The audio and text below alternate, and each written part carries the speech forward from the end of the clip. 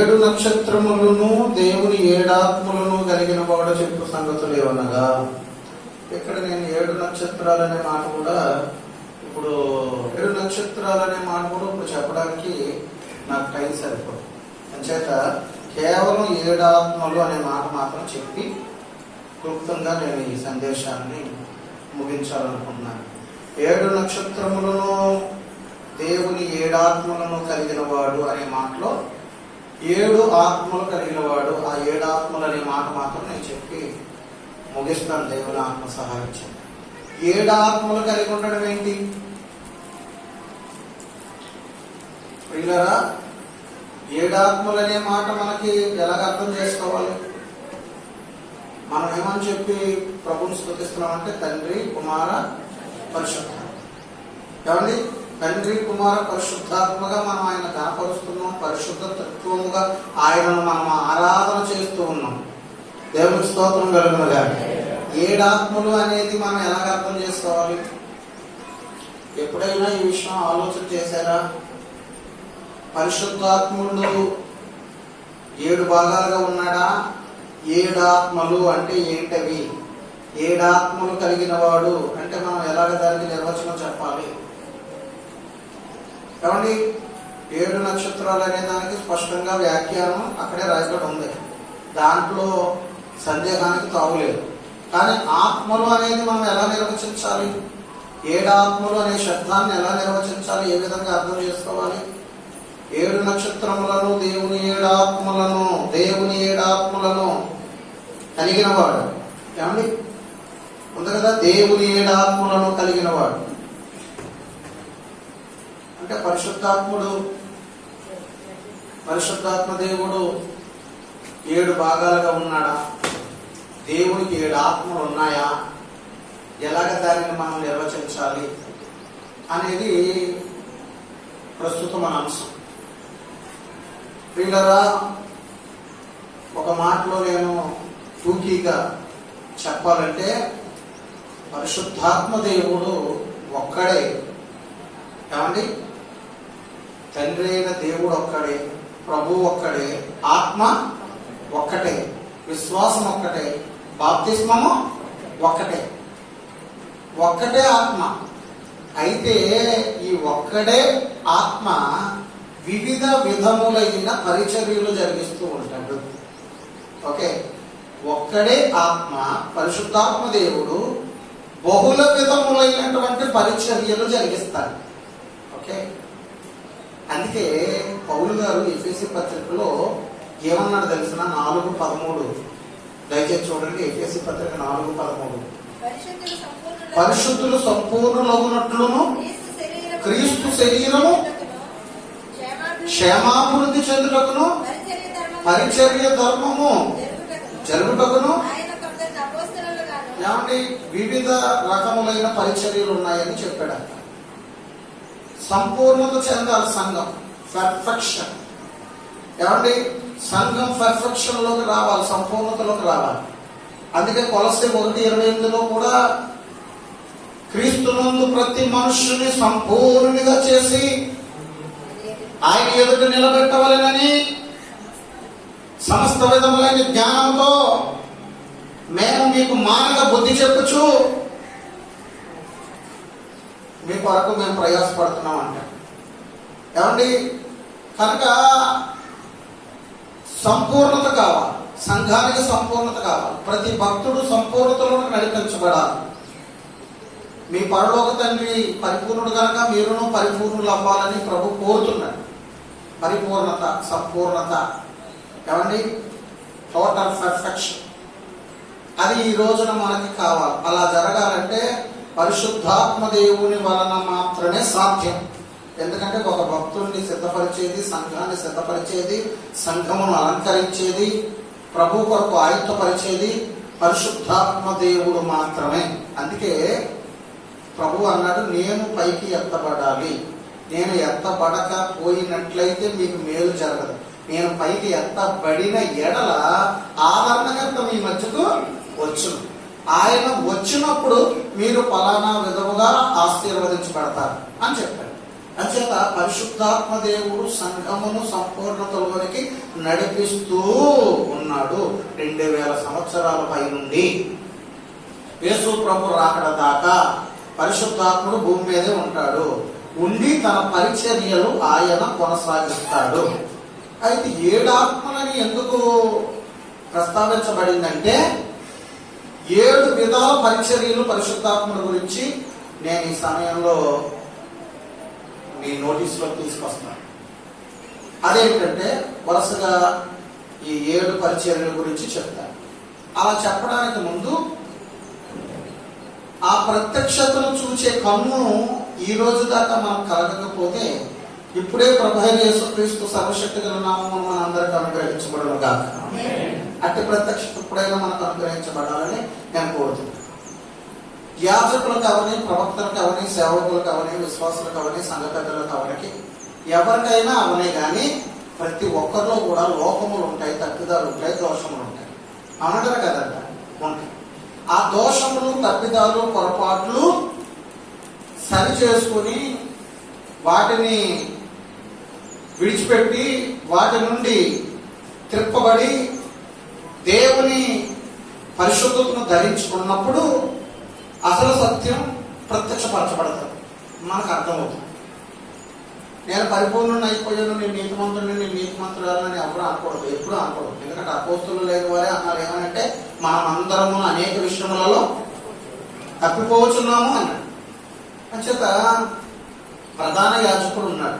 ఆయన పేరు ఏ పేరు? యెహోషువ. ఎవరండి ఆయన? యెహోషువ. యెహోషువ అనేబడిన ప్రధాన యాజకుడు మలిన వస్త్రాలు వేసుకొని నిలబడి ఉండడం చూచి సాతాను వారి పక్కన నిలబడి ఫిర్యాదు చేస్తా ఉన్నాడంట. దేవునికి ఫిర్యాదు చేస్తున్నాడంట. నీ సేవకుడు చూసేవా మలిన వస్త్రాలతో ఉన్నాడు అని చెప్పాడంట. చెబితే అప్పుడు దేవుడు అన్నాడంట. ఏమన్నాడు దేవుడు? అలాగన్నాడా? యెహోషువ జకర్యా గ్రంథం 3వ అధ్యాయము ఇతడు అగ్నిలో నుండి తీసిన కొరివి లేకున్నాడు కదా. ఏమన్నాడండి? అది యెహోవా సెలవిచ్చాడండి. ఏమన్నాడండి? ఇతడు అగ్నిలో నుండి తీసిన. సాతాను కుడి పక్క నిలబడి ఈయన మీద కంప్లైంట్ చేస్తున్నాడు, ఈ యాజకుడి మీద, ఈ సేవకుడి మీద. నీ దాసుడు అని మురిసిపోతున్నావు కదా, చూసావా ఇతను మలిన వస్త్రాలతో ఉన్నాడు అని చెప్పింది. వెంటనే దేవుడు, అవునా మలిన వస్త్రాలతో ఉన్నాడా? ఎరా యెహోషువ, నాకెంత నీవు తలవంపు తీసుకొచ్చావు, బుద్ధిహీనుడా, నీ వల్ల నా నామం అవమానించబడింది అని కేకలేదు. అక్కడ ప్రభు చెప్పిన మాట ఏంటంటే, ఏయ్ సాతానా, నా దాసుడు అగ్నిలో నుండి తీసిన కొరివి వలె కనబడుచున్నాడు అన్న. ఏం చేయాలో తెలియక పెద్ద ఏరియాలో మాట్లాడుతున్నాడు. నేనేం మాట్లాడతాను రా బాబు, ఒప్పు అలాగే కాబోలు, ఇతను మంచోడే కాబోలు, నీతిమంతుడే కాబోలు, నాకెందుకులే, రెండు నేను గొడవ. ఇంకా నేను గట్టిగా నా వాయిస్ పెంచితే ఆయన నన్ను ఏం చేస్తాడో, ఒక్క దెబ్బతో చంపన్నా చంపొచ్చు, అగ్నిగుండంలో అన్నా పడేయచ్చు, ఏది చేయాలన్నా ఆయనకే చెల్లింది. ఆ పెద్ద అయిన మాటకు నేనేం ఎదురు చెప్పగలను? ఓహో, ఆయన కంటికి అగ్నిలో నుండి తీసిన కొరివిలే కనబడుతున్నాడట. సర్లే బాబు అని చెప్పి పారిపోయాడు. ఎవరు? అపవాది. అప్పుడు వెంటనే అంటున్నాడు, దూతను పిలిచి ఇతనుకున్న మలిన వస్త్రములు తీసివేసి ప్రశస్త వస్త్రములు తొడిగించండి. దేవునికి స్తోత్రం కలుగునగా. అందుకే యెహోషువలో మలిన వస్త్రాలు ఉన్నట్ట లేవా అంటే దోషములు, తప్పిదాలు ఉన్నాయన్నా లేదా? వస్త్రం అంటే జీవితం, మలిన వస్త్రం అంటే ఏవో పొరపాట్లు ఉన్నాయా లేవా? ఉన్నా. మరి అపవాది దగ్గర ఎందుకు అలాగన్నాడు? అగ్నిలోనే తీసిన కొరిపోలే ఉన్నాడని ఎందుకు అన్నాడంటే అది ఆయన యొక్క కనికరానికి, ప్రేమకు పరాకాష్ట. దేవునికి స్తోత్రం కలుగునగా. ఇప్పుడు పరాయుడు ముందు నా కొడుకుని ఎందుకు నేను చమకొచ్చాలని, అపవాదిగాడి ముందు ఉంటాయి లోపాలు, తగ్గుదలు ఉంటాయి. నా కొడుకుని నేను చిన్నపుచ్చుతానా ఆ దుర్మార్గుడి ముందు అని రే నోరు మూసుకో, నా కొడుకు బంగారం, అసలు వాళ్ళు ఇంత రవ్వ దోషం లేదు, వాడు అగ్నిలో నుండి తీసిన కొరివివలే కనకనలాడే నిప్పులో కనబడుతున్నాడు. అర్థం కాలేదు నీకు? అన్నాడు. మనం కూడా చూడండి, ఆ పిల్లలు పక్కింటి పిల్లలతో దెబ్బలాడుకొని వస్తే వాళ్ళ అమ్మ ఇద్దరు పిల్లలు తీసుకొని మా నోడు పట్టుకొని వచ్చి, మీ కొడుకు ఎంతమంది చేశాడో తెలుసమ్మా, మా ఊడు నీ ఊడు వల్ల పాడైపోతున్నాడు, మా ఇల్లు అంతా చంద్రవందరూ చేశాడు, ఇవాళ నేను కనుక అడ్డుపడకపోతే 6 బుర్ర పగిలిపోను 7 బుర్ర పగిలిపోను, ఇంత అర్థార్థం చేశారు ఇంట్లో. అంటే చాలా చాలే మా ఊరుకో, నీ కొడుకుని ముందు కంట్రోల్లో పెట్టుకో, మా ఊడి సంగతి నాకు తెలియదు, మా ఊడు బంగారం వజ్రం, వీడు ఇంట్లో చదువుకుంటుంటే పిలిచాడు, అప్పుడు దిగినాడు, మళ్ళీ కయ్యానికి వచ్చావా, కయ్యానికి అని గసిని పంపించేసి లోపల తీసుకొచ్చి వీడికి ఈ విమానం మొదలు అవునా కదా ఎక్కి చూడే బుద్ధిగా పైన మనవాడ ఎదమా, నువ్వు అడ్డివాడివేరా, నాకు తెలుసురా, ఎదవద్దంటే మానవు కదా అని నా శివట్లు పడతా. వాళ్ళ ముందు మాత్రం దబాయించింది కదా. అది ప్రేమ. అదిరా ప్రేమ అంటే. సంఘంలో ఆ ప్రేమ ఉండాలి. మన గురించి మనమే బయట సాటింగ్ చేసుకోవడం కాదు, ఒకరి కోసం ఒకరు భారం కలిగి ప్రార్థన చేసి సహోదర ప్రేమ కలిగి ఉండి ఎవరికన్నా ఏదైనా తప్పిదం ఉంటే కడుపులో పెట్టుకొని ప్రార్థన చేయాలి. నీ సహోదరుల నువ్వే ఉందని చెప్తావు, అది వదులుతాగా నిన్ను. నువ్వు కూర్చుండి నీ సహోదరుల మీద కొండెమలో చెప్పుచున్నావు, దొంగను చూసినప్పుడు వాళ్ళతో నీవు ఏకేం వేస్తున్నావు, ఇట్టి కార్యములు జరిగించిన నేను వదులుతానా అన్నాడు. అందుకే సహోదరుల గురించి కొంటే చెప్పకూడదు, ఆవిడ మంచిదండి, ఈవిడ చెడ్డదండి, ఆవిడ బలానా అండి అనకూడదు. సహోదరులను నీవు బయట లోపల ఒకే విధంగా ప్రేమ కలిగి ప్రేమించాలి, వాళ్ళ కోసం ప్రార్థన చేయాలి. ఎవరైనా ఏదైనా తప్పిదంలో చిక్కుకుంటే సాత్వికమైన మంచి మనసుతో వాళ్ళని దారిలోకి తీసుకురావడానికి ప్రయాసపడని అన్నాడు గలతీ పత్రిక 6:1 6వ అధ్యాయం 1వ వచనం. అంచేత దేవుని సన్నిధిలో ప్రభు అపవాదాన్ని గద్దించి అవతలకు పొమ్మని ఈ యెహోషువకి ప్రశస్త వస్త్రాలు ఏమండి మలినమంతా కడిగేసి, నిజమే దోషాలు క్షమించేవాడు ఆయనే, పాపములు మన్నించేవాడు యేసు ప్రభువే. దేవుని స్తోత్రం కలుగునుగాక. పాపములు క్షమించడానికి భూమి మీద ఆయనకు అధికారమా ఇవ్వబడింది. ఎందుకంటే ఆయనలో దోషం లేదు కనుక, పాపం లేదు కనుక. ఆయన తప్ప పాపములు క్షమించగలిగినటువంటి శక్తి ఎవరికీ లేదు. విమోచించగల శక్తి నాశనములో నుండి, గోతులో నుండి, పాపంలో నుండి, చీకట్లో నుండి విమోచించి పరలోకం చేర్చడానికి మరి ఎవరికి అధికారం లేదు. ఒక్క యేసు ప్రభువుకు మాత్రమే అధికారం ఇవ్వబడింది. ఎందుకంటే ఆయనలో ఏ విధమైనటువంటి దోషము పాపము లేదు కనుక. జన్మ పాపం కానీ, కర్మ పాపము కానీ, అబద్ధము కానీ ఆయనలో ఏ విధమైనటువంటి పాపము లేదు కనుక ఆయన వెలుగై ఉన్నాడు. ఆయన ఎందుకు చీకటి ఎంత మాత్రమునా లేదు. 130వ కీర్తన 4వ చరణంలో ఆయనను జనులు నీ యందు భయభక్తులను నిలుపునట్లు నీ యొద్ద క్షమాపణ దొరుకును అనే మాట రాయబడింది. 56వ కీర్తన 5వ చరణంలో ప్రభువా నీవే దయాళుడవు, క్షమించుటకు సిద్ధమైన మనస్సు గలవాడు అని రాసింది. దేవునికి స్తోత్రం కలుగునుగాక. క్షమించుటకు సిద్ధమైన మనస్సు కలిగిన వాడు, ఆయన యొక్క క్షమాపణ దొరుకుతుంది. ఎవడైనా సరే, ఎట్టి పాపి అయినా సరే ఆయన పాదాల దగ్గరకు వచ్చే ప్రభువా నేను పాపిని నాయన నన్ను క్షమించు తండ్రి అని ఎవరైతే అంగలారుస్తారో నీ పాపమును పరిహరించడానికి, నిన్ను క్షమించడానికి, నీకు సమాధానం అనుగ్రహించడానికి, పాపక్షమాపణ అనుగ్రహించడానికి యేసు ప్రభు సమర్థుడై ఉన్నాడు. ఆయన అట్టి విధంగా నిన్ను రక్షించడానికి శక్తిమంతుడై ఉన్నాడు. దేవునికి స్తోత్రం కలుగునుగాక. తన అతిక్రమములకు పరిహారం పొందినవాడు, తన పాపములకు ప్రాయశ్చిత్తం పొందినవాడు ధన్యుడు. యెహోవా చేత నిర్దోషం ఎంచబడిన వాడు, ఆత్మలో కపటం లేని వాడు ధన్యుడు అని. అందుకే 32వ కీర్తన మొదటి 2 చరణాల్లో రాస్తుంది. 32వ కీర్తన 5వ చరణంలో నా దోషములకు అప్పుకొనక ఎదురు నా పాపములు ఒప్పుకొన్నాను, నేను నా పాపములు ఒప్పుకొన్నాను అనుకుంటే నువ్వు నా పాప దోషములు పరిహరించినావు కావున దర్శన కాలమందు భక్తి గలవారందరూ నిన్ను ప్రార్థించగలరు అని 32, 4, 5, 6 వచనాల్లో రాసింది. కనుక ఈ విధంగా ప్రభువు దగ్గరకు మనం వచ్చినప్పుడు ఆయన మనలను పరిహరించేవాడు, విమోచించేవాడు, క్షమించేవాడు, రక్షించేవాడు, పరలోకానికి చేర్చేవాడు. అందుకే పాపులను రక్షించడానికి క్రీస్తు యేసు ఈ లోకమునకు వచ్చిన మాట నమ్మదగినది, పూర్ణాంగీకారణకు యోగ్యమైనది ఉన్నదని తిమోతి రాసిన మొదటి పత్రిక 1వ అధ్యాయం 15వ వచనంలో రాయబడి ఉంది. దేవుని స్తోత్రం కలుగునుగాక. పిల్లలు ఈ విధంగా పాపములను మరి క్షమించి రక్షించడానికి యేసయ్య సమర్థుడు అనే సత్యాన్ని మనం గమనించాలి. అరే వీడు మలిన వస్త్రాలు తీసేయండి, వీడికి ప్రశస్త వస్త్రాలు వేయండి. ఏ వస్త్రాలు అంటే మనల్ని పరిశుద్ధపరచువాడు. ఎవరంటే ఆయన పరిశుద్ధపరచువాడు. ఆయన మనల్ని నీతిమంతులుగా మార్చువాడు. విన్నారా? ఒక ఇంజనీర్ ఇంటి ముందు సివిల్ ఇంజనీర్ అని ఒక బోర్డు ఉంటుంది. ఆయన పలానా పలానా నిర్మాణాలన్నీ చేస్తాడు. ఒక లాయర్ గారి ఇంటి ముందు పలానా ఆయన పేరు రాసి అడ్వకేట్, న్యాయవాది అని రాసుకుంటాడు. ఏమండి డాక్టర్, ఈయన వైద్య వృత్తి, ఆయన పేరు రాసి పలానా డాక్టర్ స్పెసిఫికేషన్ పక్కన రాస్తాడు, ఆయన డిగ్రీస్. దేవుని ఇంటి ముందు పరలోక తండ్రి పేరు రాసి పాపులను నీతివంతులుగా మార్చువాడని ఉంటాం. ఆయన ఉద్యోగం అది. ఆయన ఉద్యోగం ఏంటంటే పాపులను నీతిమంతులుగా మార్చువాడు, నీతిని మనకి ధరింపజేసేవాడు. 24వ కీర్తనలో ఏమన్నాడు? ఆయన వలన నేను నీతిమత్వం పొందును. ఆ మాట తీయండి, ఆ మాట తీసి చదవండి. యెహోవా వలన వాడు నీతిమత్వము నందును. 24వ కీర్తన చదువుతాడు.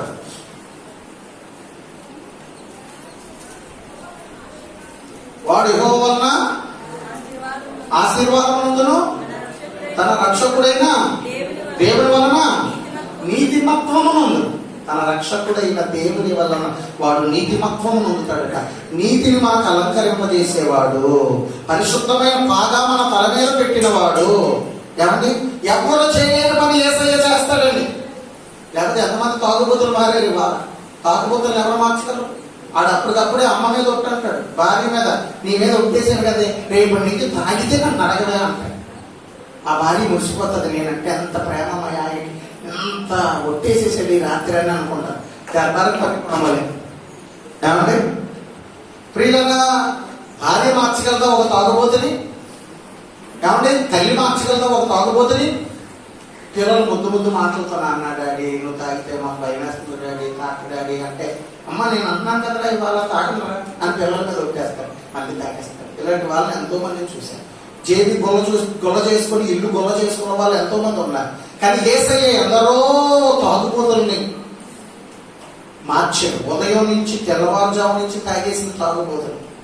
ఏమండి ఎప్పుడు మత్తులోనే ఉండేవాళ్ళు. ఈ రోజు అసలు ఆ మద్యం జోలికి వెళ్లకుండా బ్రతుకులు మార్చుకున్న వారు దేవుని పాదాల దగ్గర మోకాళ్ళు లేసి తమ పవిత్రమైన చేతులు పైకెత్తి ప్రార్థన చేస్తున్న పురుషులు ఎంతమంది ఉన్నారు ఈ రోజు. వ్యభిచారులు అందరూ మారి, ఎంతమంది మారారు, ఎంతమంది వేశ్యలు మార్చారు. ఏమంటే ఎంతమంది అక్రమకారులు, అవినీతి పరులు, లంచగాలను దేవుడు మార్చాడు. కాబట్టి యేసుక్రీస్తు ప్రభు దగ్గరికి వచ్చిన తర్వాత ఈ పాపపు మార్గంలో ఉన్నవారు నీతిమంతులుగా మారారు, పరిశుద్ధులుగా మారారు. యేసయ్య అట్టి కృపించి అనేక మందిని ఈ రోజు తన దగ్గర కూర్చుండబెట్టాడు ఆయన.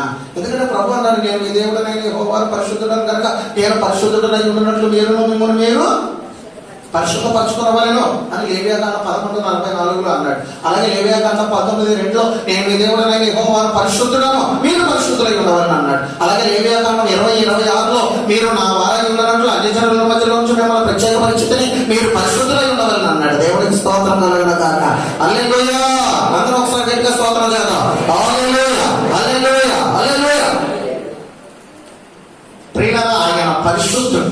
అందుకే మనం ఒక పాట పాడతాం. స్తోత్రింతుము నిన్ను మాదు తండ్రి, సత్యముతో ఆత్మతో నిపుడు. స్తోత్రింతుము నిన్ను మాదు తండ్రి, సత్యముతో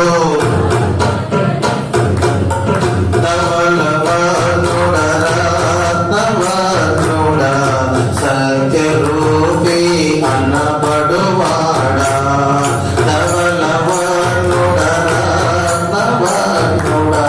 సత్యరూపి అన్నబడువాడా, నన్ను రక్షించిన రక్షకుండా నాదనీవే శరణం శరణం.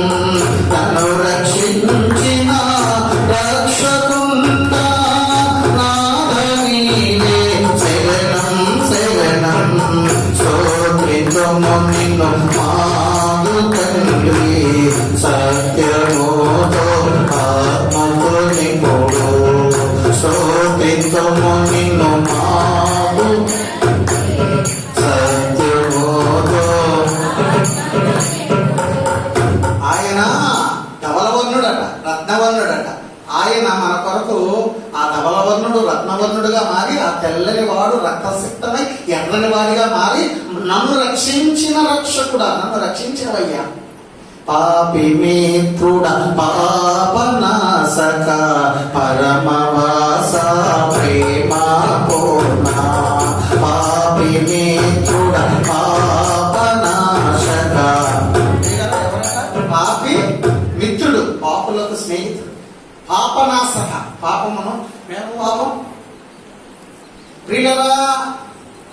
ఏదో మనం ఒక నదిలో మునగడం వల్ల, లేకపోతే ఎక్కడికో తీర్థయాత్ర చేయడం వల్ల మన పాపం పోదు. మన పాపమును వినాశనం చేసేవాడు, పాప నాశకం, ఆ పాపమును నశింపజేసేవాడు పరిశుద్ధుడైన పాపమిత్రుడు. ప్రియుల పాపనాశక పరమవాస ప్రేమాత్ముడు. ఆయన మనకు స్నేహితుడయ్యాడు, మనం రక్షించి. అంచేత యెహోషువనైనా యాజకుడినైనా పరిశుద్ధపరిచేవాడు ఆయనే, సామాన్యునైనా పరిశుద్ధపరిచేవాడు ఆయనే. యేసు దగ్గరకు వచ్చిన వాడికి మాత్రమే పరిశుద్ధత కలుగుతుంది, నీతి కలుగుతుంది, శాంతి కలుగుతుంది, సమాధానం కలుగుతుంది. అట్టి వాడు పరలోక రాజ్యాన్ని, మోక్షాన్ని చనిపోయిన తర్వాత స్వతంత్రించుకోనగలడు. యేసు ద్వారా తప్ప ఎవడూ కూడా పరలోక రాజ్యానికి చేరలేడు. అందుచేతను వీడికి మలిన వస్త్రాలు తీసేయండి బాబు, తీసేసి ప్రశస్త వస్త్రాలు వేయండి అన్నాడు. ఆ విధంగా ప్రధాన యాజకుడు అయినటువంటి యెహోషువకున్న మలిన వస్త్రాలు తీసేయగానే, అతని దోషములన్నీ నివృత్తి అయిపోగానే, అతనికి పాపక్షమాపణ కలగగానే, అతను ప్రశస్త వస్త్రాలు ఎప్పుడైతే ధరించాడో, తెల్లని వస్త్రాలు, మహిమ వస్త్రాలు ఎప్పుడైతే ధరించాడో, శోభిత వస్త్రాన్ని, ఉల్లాస వస్త్రాన్ని ఎప్పుడైతే ధరించాడో, పరిశుద్ధమైన పాగా ఎప్పుడైతే అతను తల మీద పెట్టారో, ఆ క్షణాన్ని అతనికి ఒక గొప్ప ప్రత్యక్షత కలిగింది. ఏంటి ఆ ప్రత్యక్షత చెప్పండి, చెప్పాలి. విశ్వాసులైన వారు అందరూ సీనియర్ విశ్వాసులు ఉన్నారు. ఏమండి, వాక్యం మీ అందరికి బాగా తెలుసు, అవునా ప్రియులరా? ఇంకా నా ప్రసంగాలే కాదు, పెద్ద పెద్దోళ్ళ ప్రసంగాలన్నీ అంటారు, నా ప్రసంగాలేమో ప్రియులరా. ఎంఐబిల్ ప్రసంగాలు ఎన్నో యూట్యూబ్లో చూసిన వాళ్ళు, అర్థమైన పుస్తకాలు చదివేసి పండితులు మింగేసి నవలేస్తున్నాయి మహానుభావులు ఎందరో ఇక్కడ ఉన్నారు. మీ అందరికీ నా హృదయపూర్వక వందనాలు. ప్రియులకు చెప్పండి, అతనికి కలిగిన ప్రత్యక్షత ఏంటి? ఏమండి, అతనికి కలిగిన ప్రత్యక్షత ఇక్కడే రాయబడింది చూడండి. 3వ అధ్యాయము 7వ వచనం చూడండి.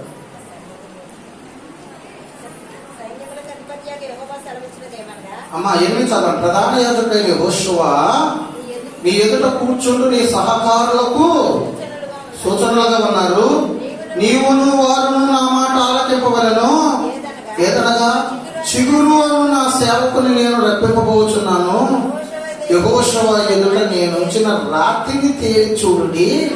ఆ రాతికి 7 నేత్రములు ఉన్నవి. దాని చెక్కడపు పని చేయవాడును నేనే. ఇదే సైన్యములకు అధిపతియగు యెహోవా వాక్కు. మరియు ఒక దినములోగానే నేను ఈ దేశం యొక్క దోషమును పరిహరించును. దేవునికి స్తోత్రం కలుగుగా. ఇంతవరకు ఆయన చూడాల, యాజకుడు ఇప్పుడు చూశాడు. ఏది? అతని ఎదుట ఉంచబడిన రాతిని. యెహోషువ ఎదుట ఒక రాయి ఉంది. ఆ రాయి ఇంతవరకు అతను కనబడాల. మలిన వస్త్రాలు తీసివేయబడిన తర్వాత, ఏమండి, ప్రశస్త వస్త్రాలు దేవుడు వేసిన తర్వాత, తొడిగించిన తర్వాత అప్పుడు ఆ రాయి కనపడింది. యెహోషువ ఎదుట చెక్కడపు పని చేయబడిన ఒక రాయి కనబడింది. ఆ రాయికి ఎన్ని నేత్రాలు ఉన్నాయంట? 7 నేత్రములు ఉన్నాయంట. 7 నేత్రములున్న ఒక రాయి అతని ముందు ప్రత్యక్షపరచబడింది. ఏంటా రాయి? చెప్పండి, ఏంటా రాయి? ఆ రాయే ప్రభు అయిన యేసుక్రీస్తు. చిగురు అనబడిన సేవకుడు కూడా యేసుక్రీస్తే. ఆయన మూలంగా ఒక్క దినములోనే ఆ దేశము దోషమంతా పరిహరించబడింది. స్తోత్రం చెప్పండి గట్టిగా. దేవుని స్తోత్రం కలుగును గాక. యేసయ్య శిలువలో చనిపోయి రక్తం చిందించిన నాడే విశ్వ పరిహారం జరిగింది. ఏమండి, దేశమునకు క్షమాపణ అనుగ్రహించబడింది. యావత్ మానవ జాతికి పాప పరిహారము చేయబడింది. ఎవడు ఆయన దగ్గరకు వస్తాడో ఆ ఓటలో మునిగితే చాలు, ఇంపైన రక్తం, ఇమ్మానుయేలు రక్తం ఆ ఓటలో మునిగితే చాలు. ఆడు ఎంత ఘోర పాపి అయినా వెంటనే శుద్ధుడైపోతాడు. అంతే, శుద్ధుడైపోతాడు. పాపం పరిహరించబడుతుంది. పొర్లి పొర్లి పారుతుంది అరుణా నది కల్వారిలో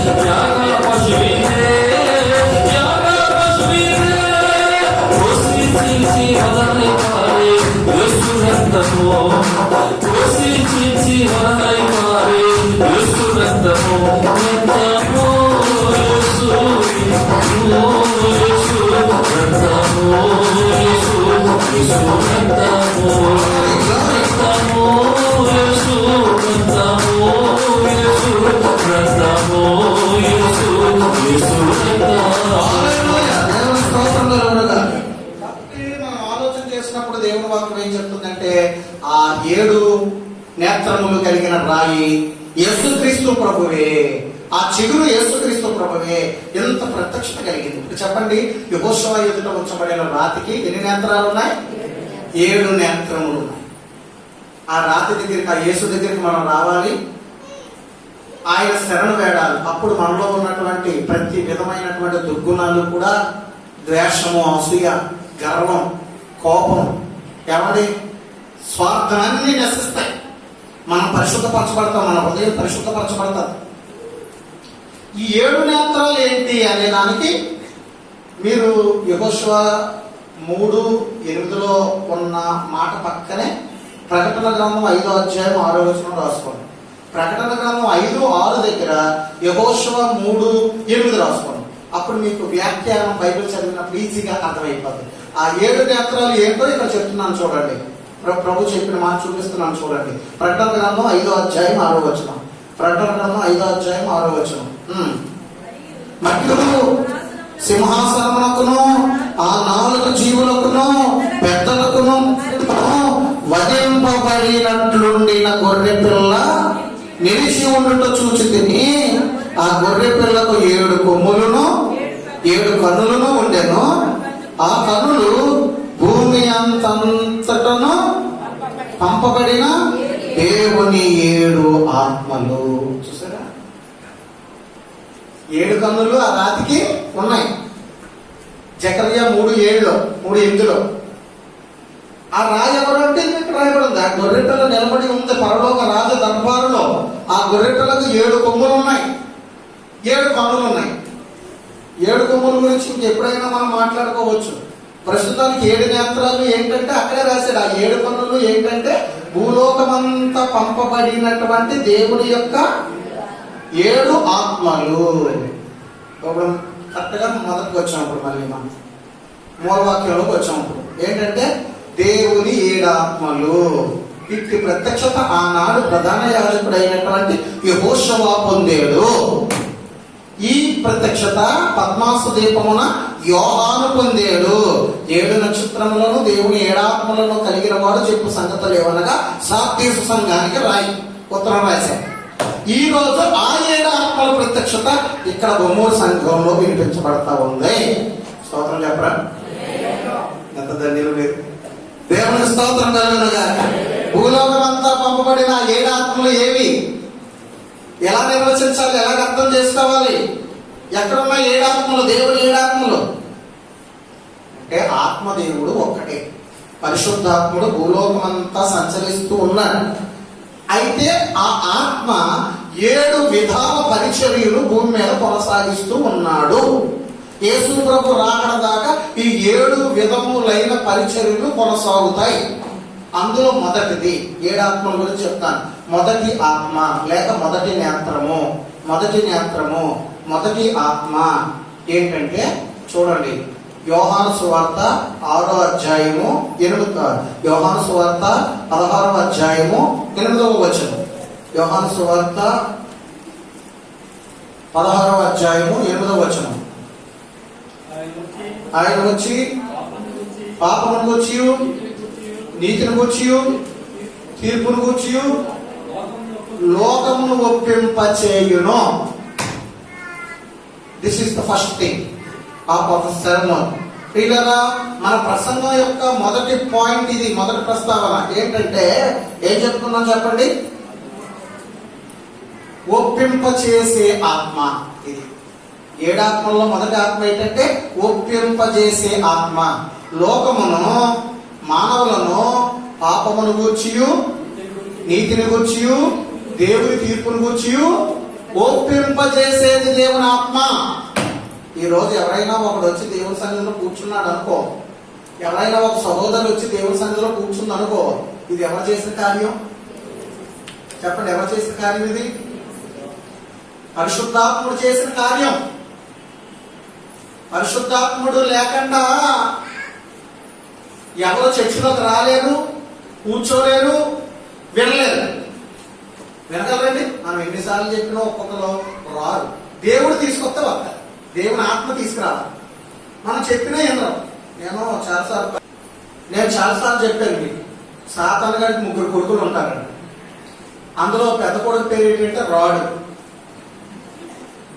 ఆ రాడు అన్నవాడు వచ్చేస్తాడు కనుక, నీలో దూరిపోతాడు కనుక ఎంతమంది చెప్పినా వస్తాను మీరు వెళ్ళండి అంటాడు కానీ రాడు.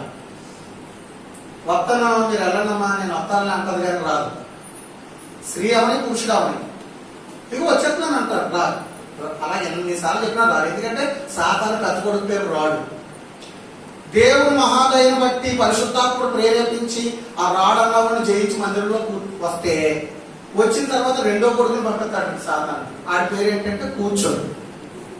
ఇంకా ఆడ దూరిపోయాడంటే కూర్చోడు. మంచినీళ్ళకి తాగేసి వద్దామని కిందకి వెళ్తాను, లేకపోతే అప్పుడే మరి బాత్రూమ్కి వెళ్ళి వద్దామని వెళ్తాను, లేకపోతే అప్పుడే ఏదో ఫోన్ మోగుతుంది అలా మాట్లాడొద్దామని వెళ్తాను. ఇంకా ఫోన్ అనుకున్న అలా ఇంటికి పోతాను. ఫోన్ వచ్చిందండి అందుకే వెళ్ళిపోవలసి వచ్చిందండి, ఎవరో వచ్చారండి ఇంటికి కదా ఏమంటే కూర్చోలేరు, కుదిరిగా కూర్చోలేరు, గరికలు అయిపోతూ ఉంటారు. ఈ పాటల్లో ఆనందించలేరు, ఆరాధనలో ఆనందించలేరు, వాక్యం వినలేరు, లెగుస్తారు, అటు తిరుగుతారు, ఇటు తిరుగుతారు. బలవంతంగా వచ్చారు కానీ కూర్చోడు అనేవాడు పనిచేస్తాడు కనుక కూర్చోలేరు. ఒకవేళ దేవుని దయని బట్టి కూర్చున్నారే అనుకో, దేవుని సన్నిధిలో 3వ కొడుకుని పంపిస్తాడంట. ఆడి పేరు ఏంటంటే వినడు. ఏదో బాడీ ప్రెసెంట్ మైండ్ ఆబ్సెంట్ లాగా అలా ఉంటారు తప్ప ఈ వాక్యం ఏం బుర్రలోకి వెళ్తాం. చూడండి, ఈ జీవరాశులన్నింటిలోనూ కళ్ళు తెరిచి నిద్రపోయేది ఉంటున్నాను. ఏంటది? చేప. అది నిద్రపోతున్నా కళ్ళు తెరిచి ఉంటాయండి. ఇలా కళ్ళు తెరిచి నిద్రపోయేది ఏంట్రా అంటే చేప. చేపలాగా అలవాటు పడ్డారు కొంతమంది విశ్వాసం. కాబట్టి కొంతమంది పాస్టర్లు పడుకున్నా పట్టించుకోరు, తెలియజేసుకున్నా పట్టించుకోరు, ఈ ఇంపార్టెంట్ చెప్పేస్తారు. ఎందుకంటే ఏమైనా గద్దెత్తే ఏమనుకుంటారో అని. ఏమంటే ఇంక ఈ గొడవ అంతా ఎందుకంటే కొంతమంది పాస్టర్లు కళ్ళు మూసుకొని చెప్పేస్తారు కొంతమంది. వీళ్ళని నేను అలాంటి కాదు, ఎవరన్నా పడుకుంటే పేరేంటి మరి చెప్తాను. అర్థమైందంటే ఫస్ట్ నుంచి నాకు అలాగే అలవాటు ఎక్కువ పుట్టిన తిట్టిన తర్వాత గొడవ. అందుకోసం నా దగ్గర ఎలా నేర్చారంటే కొంతమంది చేపలాగా ఇలా చూసి నిద్రపోవడం అలవాటు చేశారు.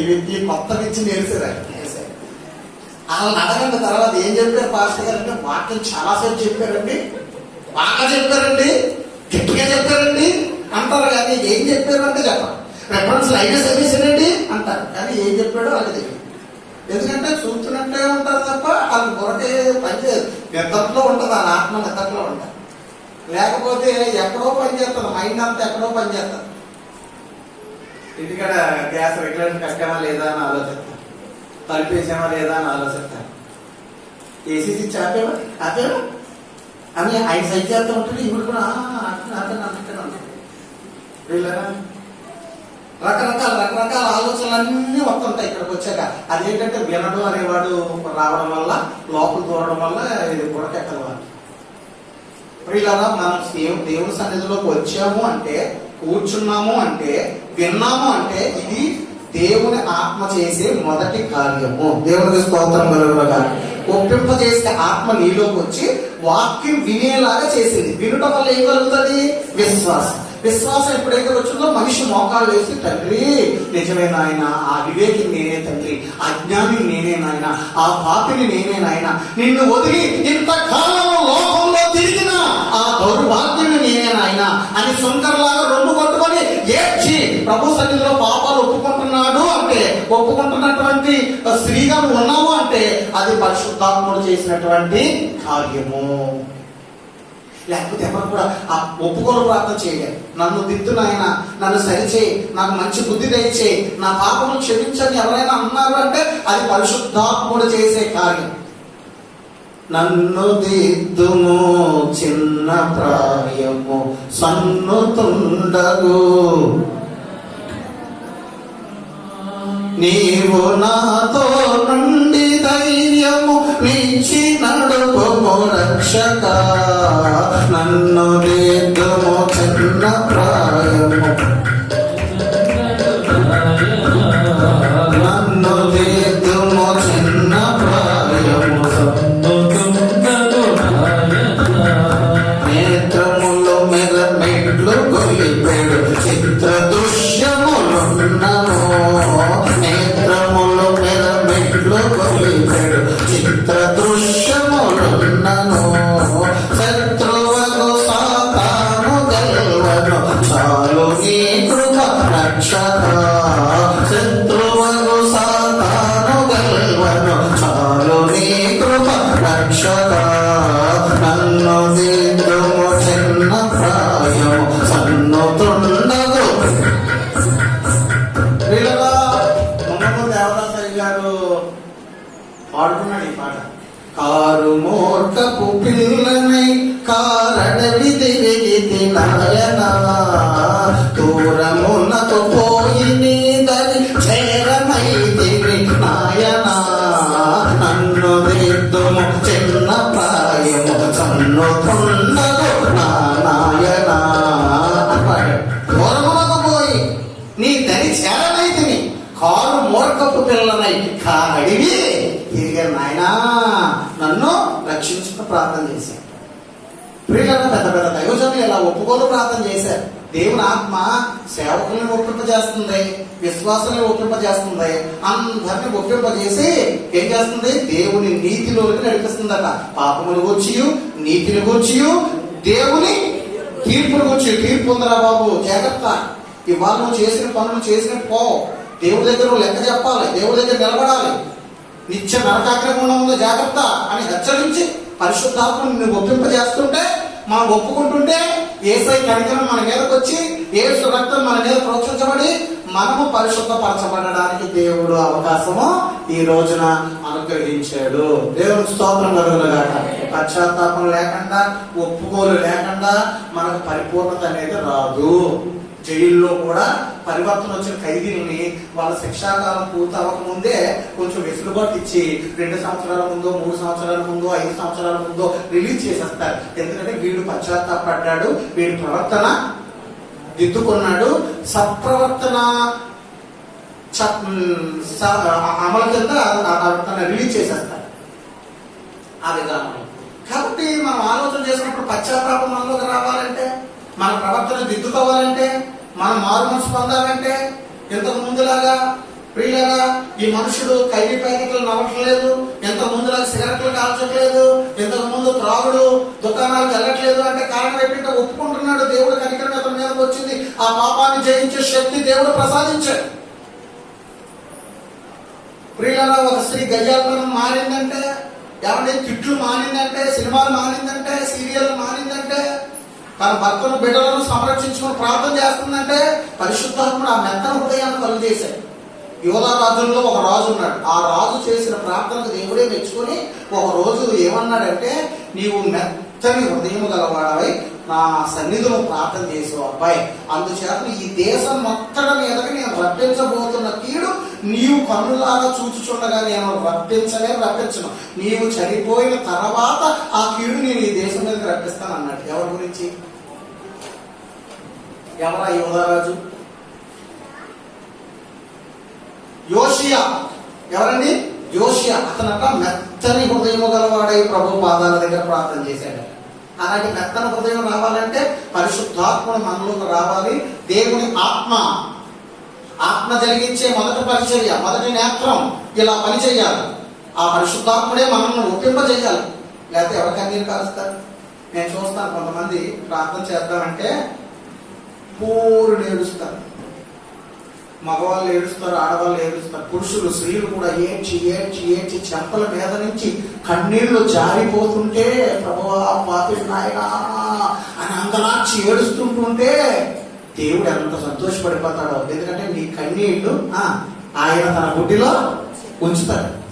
ఇంతకుముందు వాడు చేసిన నేరాలకి, తన భార్యకి విరోధంగా చేసిన తప్పిదాలకి, తన భర్తకి విరోధంగా చేసిన తప్పిదాలకి దేవుని ఆత్మ ఒప్పుకో ఒప్పుకో, నీవు నీ భర్తకు ద్రోహం చేసావు ఒప్పుకో అని మాట్లాడుతుంటే వీళ్ళ చెంపల మీద నుంచి నీళ్లు కారిపోతుంటే యేసయ్య సంతోషిస్తాడు, వీళ్ళు క్షమించబడతారు. దేవుని స్తోత్రం కలుగునుగాక. ఈ కార్యం ఎవరు చేశారు? ఈ కార్యం ఎవరు చేశారు? పరిశుద్ధాత్ముడే చేశారు. ఒక స్త్రీని ఎవరు మార్చగలరు? ఒక పురుషుడిని ఎవరు మార్చగలరు? ఒక యవనస్తుడిని ఎవరు మార్చగలరు? మనం మార్చగలమా? గుండు కొట్టించగలం, లేకపోతే ఈ చొక్కా తీసి ఇంకో చొక్కా వేయగలం, వాడికి ఏదన్నా జంజాన్ని వేయగలం, జంజాన్ని తీయగలం, ఏమండి బొట్లు ఎట్టగలం, బొట్లు తుడిసేయగలం, ఏమండి గుండు కొట్టించి ఒక పిల్ల కట్టగలం, లేదా పిల్లికి తీసేసి మొత్తం గుండు కొట్టించగలం, పై రూపాన్ని ఏదన్నా మార్చగలం. కానీ ప్రియులగా మన హృదయాన్ని, అంతరింద్రియాన్ని పరిశుద్ధపరిచేవాడు, ఆయన సన్నిధిలో కూర్చోబెట్టేవాడు ఆ మహానుభావుడే కదా. అందుకే ప్రతి ఒక్కరు ప్రార్థన చేసుకోవాలి. హిమము కంటే తెల్లగా నన్ను శుద్ధి చేయుము యేసువా, హిమము కంటే తెల్లగా నన్ను శుద్ధి చేయుము యేసువా, సకల కలుషము బాయగా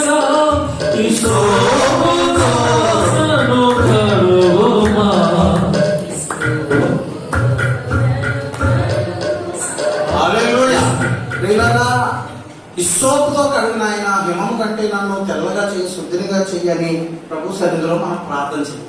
అమ్మా, పూర్వం మధ్యప్రాచ్యంలో, పాలస్తీనా మధ్యప్రాచ్యం ఆ చుట్టుపక్కల దేశాలలో రోడ్డు పక్కన ఎక్కడ పడితే అక్కడ మొలిచే ఒక మొక్క ఇస్సోపు, దాన్ని తీసుకొచ్చి ఇలాగా రాయితో చినకొడితే కుచ్చులో తయారవుతుంది.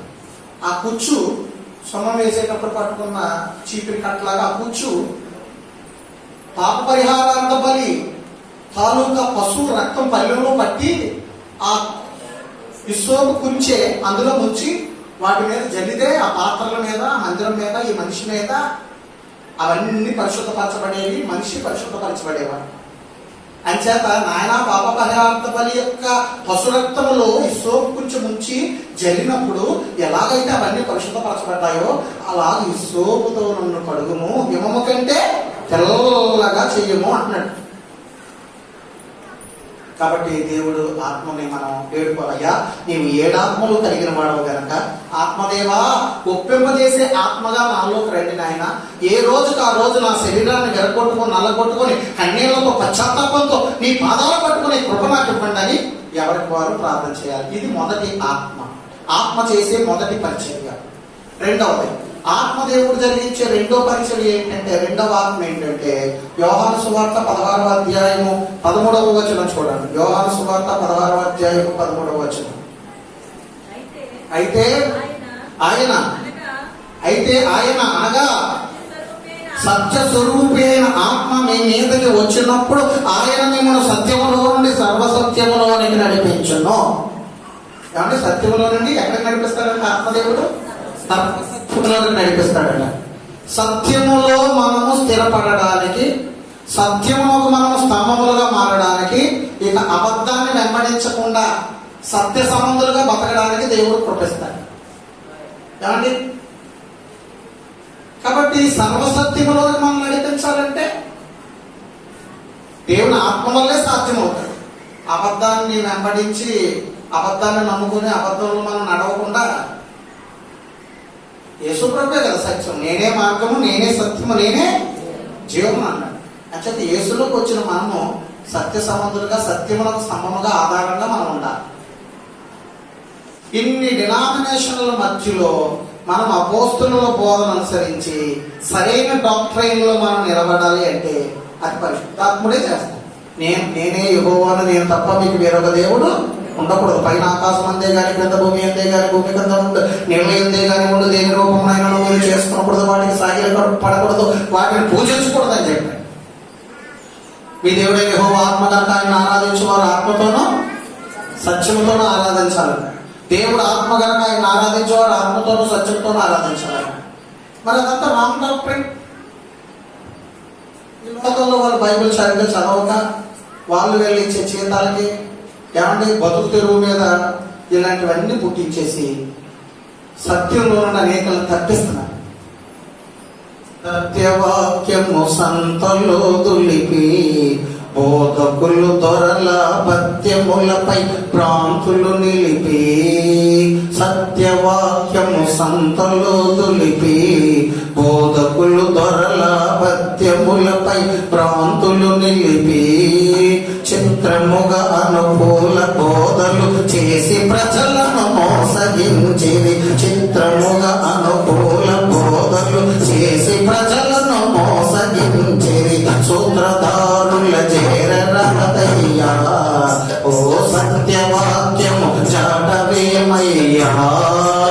క్రైస్తవుండ కదలిరావయ్యా కలుషాత్ములకు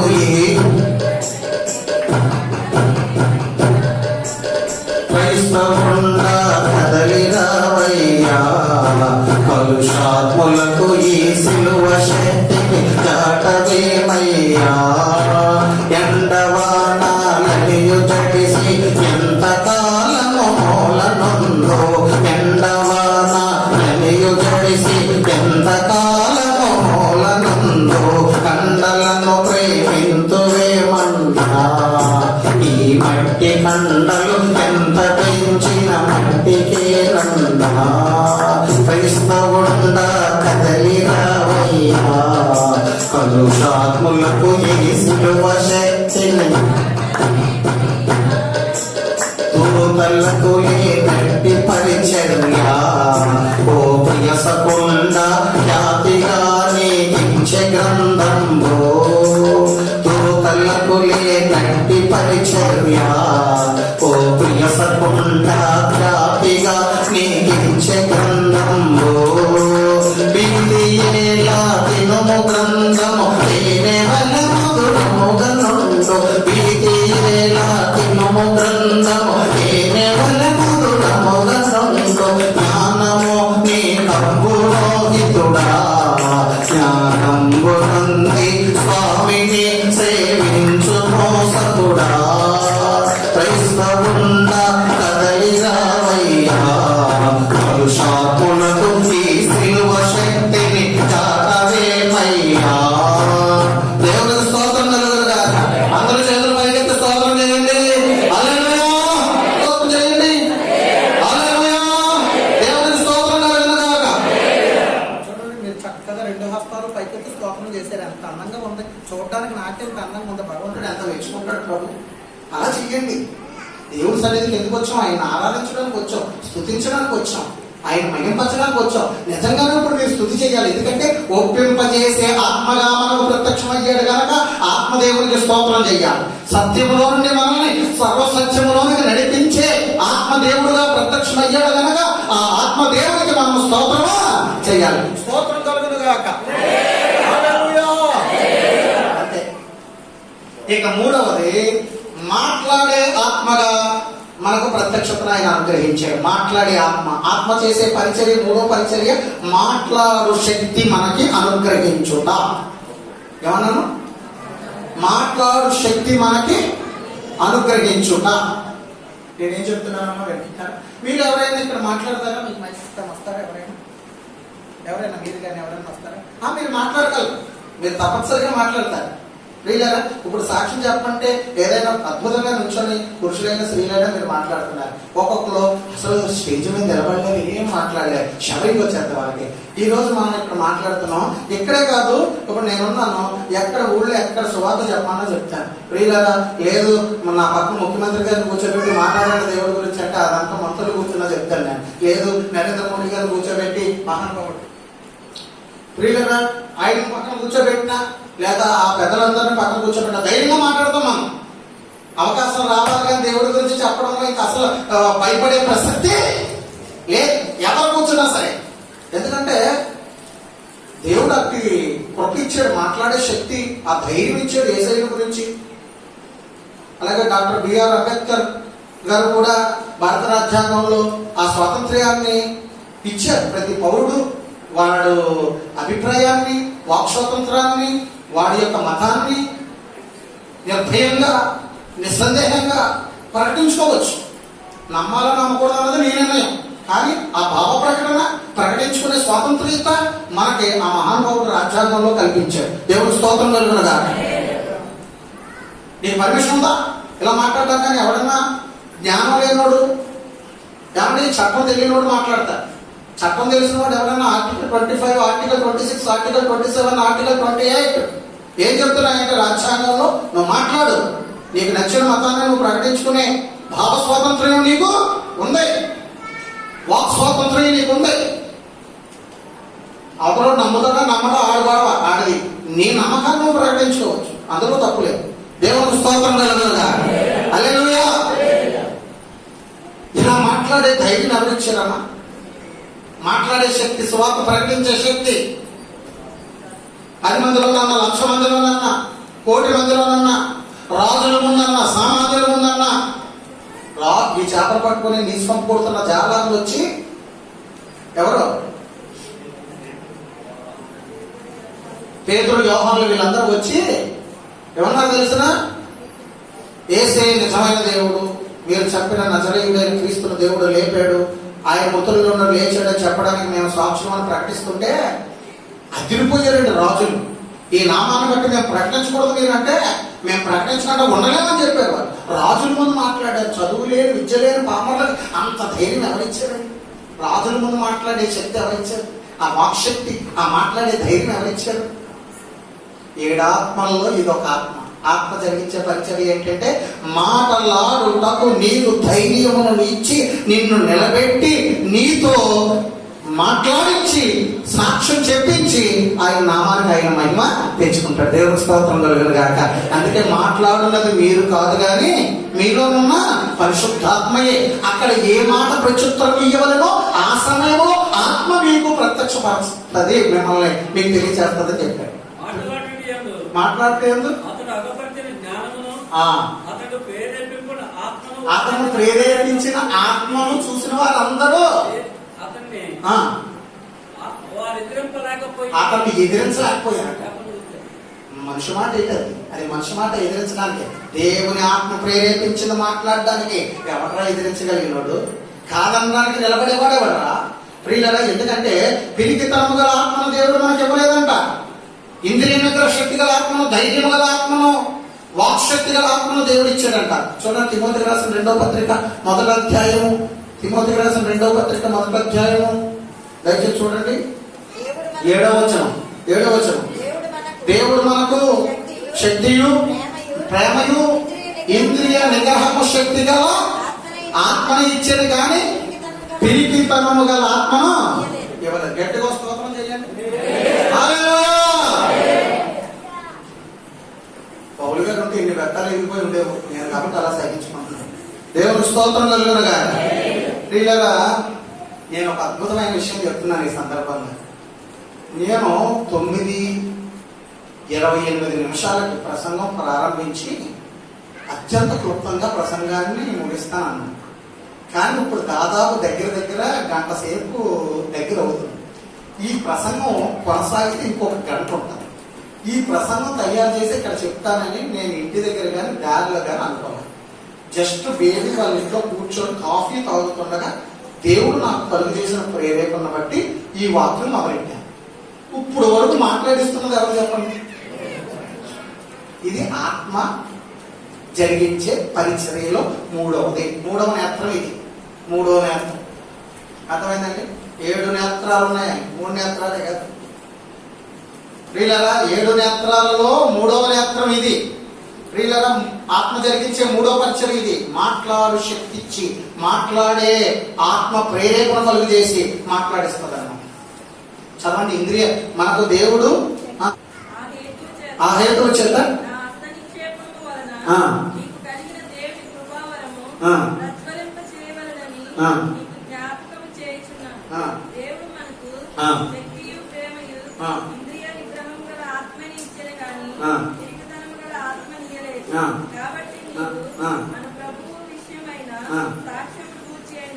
చూసారా? కాబట్టి నీవు మన ప్రభు అయిన యేసును గూర్చిన సాక్ష్యమును గూర్చైనను, ఆయన ఖైదీనైనా నన్ను గూర్చైనను సిగ్గుపడక దేవుని శక్తిని బట్టి సువార్త నిమిత్తమై అది శ్రమానుభవంలో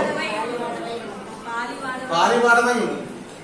ఆయన గురించి సాక్ష్యం చెప్పే విషయంలో కానీ, నా గురించి మీ గురువుగారు జైల్లో ఉన్నారు కదా అని ఎవరన్నా అన్నాడు, అదండి ఆయన నేను చెప్తే ఏంటండి అనగా, ఎవడా నా గురువు గురించి మాట్లాడుతున్నావు, ఆయన గురించి నీకేం తెలుసు, ఆయన ఎట్లాగైతే నువ్వు 100 సార్లు రావాలి, ఆయన ఇందుని బట్టి ఖైదు అయ్యాడు తెలుసా అని ధైర్యంగా నీ సేవకుడు పక్షంగా నిలబడు, శ్రమలో పాలివాడైండు నా కుమారుడా అని తన కుమారుణ్ణి గట్టిగా మాట్లాడు. అడిగిన ప్రతి వాడికి గట్టిగా జవాబు చెప్పు. ఏ ఎండగా గొడుగు పట్టకుండా అక్కడికక్కడ ఏదో కథ నడిపేయకుండా ధైర్యంగా మాట్లాడబోయా. ఇందులో సిగ్గుపడవలసిన పని లేదు, ధైర్యంగా మాట్లాడు. నేను ఎందుకు ఖైదీగా ఉన్నానో, ఖైదీనైనా నన్ను గురించి చెప్పవలసిన అవసరంతో వచ్చినా, ఏ ప్రభుని గురించి చెప్పవలసిన అవసరంతో వచ్చినా మాట్లాడు. మాట్లాడే ధైర్యం దేవుడు ఇచ్చాడు. పిరికితనం గల ఆత్మ మనకు ఇవ్వలేదు దేవుడు. ఆత్మ వల్లే మనం మాట్లాడగలం అని చెప్పాడు. ఆ వచనం మీరు 6, 7, 8 ధ్యానిస్తే అందులో ఉన్న సారాంశం అర్థం అవుతుంది. ఒక్క వచనం చదివేస్తే మీకు అర్థం అవుతుంది. ఇది 3వ పరిచర్య. కానీ తర్వాత 4వ పరిచర్య, ఆత్మ కలిగించే 4వ పరిచర్య చెప్తాను చూడండి. రోమీలకు రాసినటువంటి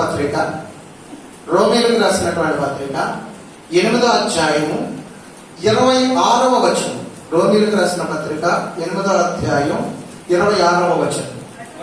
అటువలే ఆత్మయు మన బలహీనతను ఎదిగి మనకు సహాయం చేయుచున్నాడు.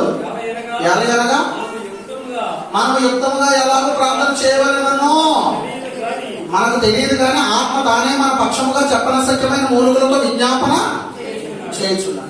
విజ్ఞాపన చేసే ఆత్మ. 4వ పరిచర్య ఏంటంటే మన పక్షముగా విజ్ఞాపన చేసే ఆత్మ. దేవుని 7 ఆత్మల్లో 4వ ఆత్మ ఏంటంటే విజ్ఞాపన చేసే ఆత్మ. మొదటిది ఒప్పించే ఆత్మ, 2వది సర్వసత్యములను నడిపించే ఆత్మ, 3వది మాట్లాడేటువంటి ఆత్మ, 4వది విజ్ఞాపన చేసే ఆత్మ. ప్రియులారా, మనం ఎలా యుక్తంగా ప్రార్థన చేయాలో మనకు తెలియదు. మన ప్రార్థన ఎంత, మన భక్తి ఎంత. ఏమండి, మన ప్రార్థన వల్ల మనం ఏం బతిపోవట్లా. ఆత్మదేవుడే మన పక్షంగా చెప్పనసత్యమైన మూలుగులతో చెప్తున్నాడు. మా పిల్లలను అప్పుడప్పుడు ప్రార్థన చేయమంటే ఇలా మా గురించి ఇలా వేసిపోతూ ఉంటారు. అదేటమ్మా చెయ్యనమ్మా గట్టిగా ఇంకా మళ్ళీ 10 నిమిషాలు, పావుగంట, ఒక్కోసారి అలా 20 నిమిషాలు అలా ఉండి ప్రార్థన చేసి లేదు. ఇదేటమ్మా కన్నీళ్లతో ప్రార్థన చేయండమ్మా, వేదనతో ప్రార్థన చేయండమ్మా అంటారు. ఇంకా కన్నీళ్ళతో ప్రార్థన చేశాను, నువ్వు చూడలేదు అప్పుడు అన్నట్టు. పిల్లల, మనం కన్నీళ్లతో వేదనతో ప్రార్థన చేయలేము, దేవుడు ఇవ్వాలి. కానీ ఆత్మదేవుడు అంటే మన కోసం రోజు కన్నీళ్ళు కారుస్తున్నాడు, మన కోసం రోజు చెప్పనసక్యమైన మూలుగులతో చేస్తున్నాడు. మా ఇంటికి వస్తే తెలుస్తుంది మీకు, ఇంట్లో అడిగట్టగానే మూలుగులు వినపడుతుంది అలాగా. కంటిన్యూ మూలుగులు రాత్రి పగలు వినపడతానే ఉంటుంది. ఏంటనుకున్నారు, మా ఇంటి పక్కనే పావురాలు ఉన్నాయి, గూడ్లు.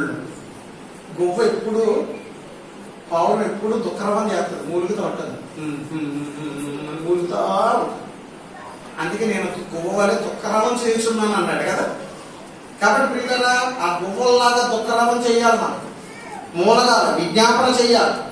మనం చెయ్యలేక, కన్నీరు కార్చలేక, వేదనతో ప్రార్థన మనలో లేదని ఆత్మ తానే మన పక్షముగా చెప్పనసఖ్యమైన మూలుగులతో విజ్ఞాపన చేస్తుండడం వల్ల మన ఇంట్లో క్షేమంగా ఉంటున్నాం, బయటికి వెళ్ళిన తర్వాత క్షేమంగా ఉంటున్నాం. ప్రియులారా, ఈ రోజు మనం అన్ని అనుభవిస్తున్నాం, సంతోషంగా ఉండగలుగుతున్నాం, రక్షించబడగలిగాం, రక్షణ పొంది దేవుని స్తుతించగలుగుతున్నాం. ఇదంతా పరిశుద్ధాత్ముని ప్రార్థన వల్ల మాత్రమే జరిగింది. పరిశుద్ధాత్ముడు మన కొరకు రోజు ఇంత ప్రార్థన చేస్తున్నాడు కదా. పరిశుద్ధాత్మ దేవానికి స్తోత్రం అని చెప్దామా? పరిశుద్ధాత్మ దేవానికి స్తోత్రం, హల్లెలూయా, దేవునికి స్తోత్రం కలుగును గాక. విజ్ఞాపన చేసే ఆత్మ 4వ ఆత్మ. మిగతా 3 ఆత్మలు ప్రభు చిత్తమైతే మరొకసారి ధ్యానం చేద్దాం. Let us pray. పరిశుద్ధుడా, ఈ మాటలు మా హృదయాల్లో ఫలింపచేయండి. దుష్టుడు ఎత్తుకుపోకుండా మీరు కట్టండి. వాక్యానుసారమైన సిద్ధపాటు మాకు దయచేయండి. ఈ బిడ్డలందరూ పరిశుద్ధాత్మ పరిచర్యలు గ్రహించుకొని సదా నేను స్తుతించే కృప ఇవ్వండి. యేసు నామమున ప్రార్థించి అడిగి వేడుకుంటున్నాము తండ్రి. ఆమేన్.